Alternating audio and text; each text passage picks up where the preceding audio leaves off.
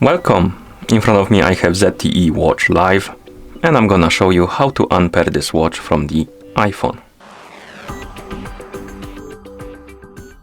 First thing you will need to do is to open the Duffet application on your iPhone that is paired with your watch.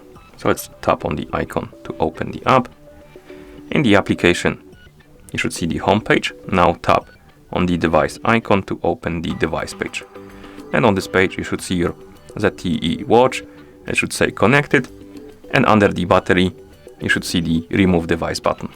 Tap on it, tap on confirm, tap on got it, and now the watch should disappear from the device page. You can close the app, open the settings on your iPhone.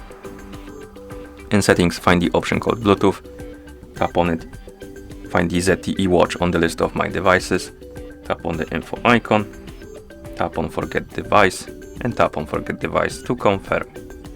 And once the watch disappears from the list of my devices, you can close the settings, and at this point the watch is unpaired from your iPhone. Thank you for watching. If you found this video helpful, please consider subscribing to our channel and leaving the like on the video.